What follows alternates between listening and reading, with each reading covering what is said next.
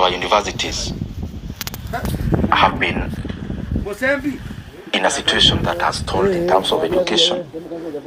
There is nothing happening in our universities because of the lecturer strikes and also the non-teaching staff strike that is ongoing.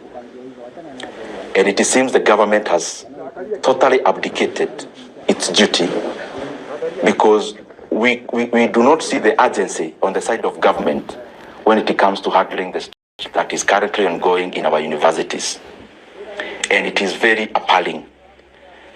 And to make the matter worse, we have seen in the recent past that the government has now started threatening Wasu and Kuiba.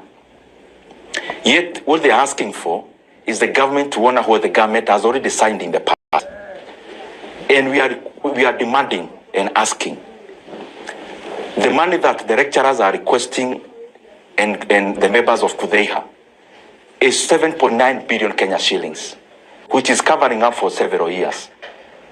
And if you look at how the government has been spending money in the recent months, as it was actually released by the government itself, we have seen that the preference of releasing exchequer or money has gone into votes that are engaged in political management. That is why you see the operations and management budgets in the big offices. For only 2 years in the financial year, they had already exhausted money for the entire half of the year.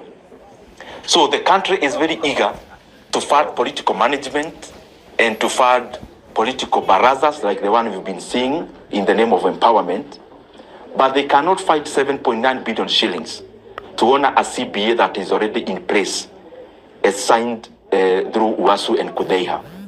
And therefore we are asking the ministry concerned, the Ministry of Education, and especially the part that handles the higher learning, and also the National Treasury, please stop taking our universities into a circus.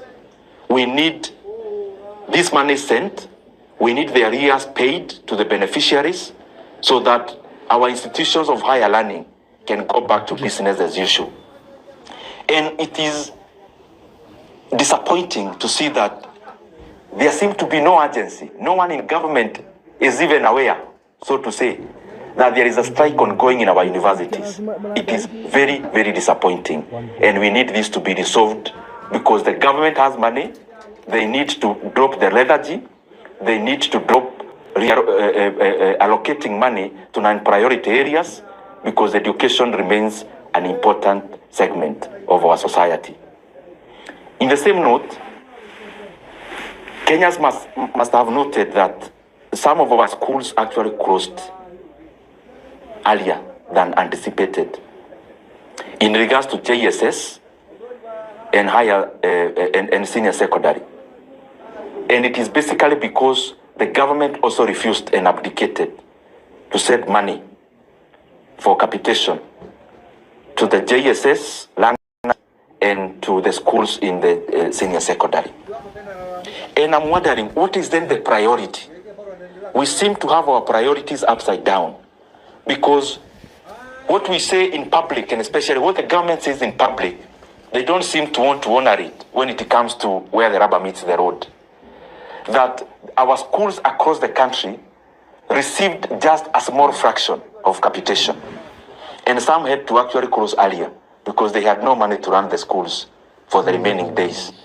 It is important that we bring back education to where it belongs in Kenya. And it belongs to a higher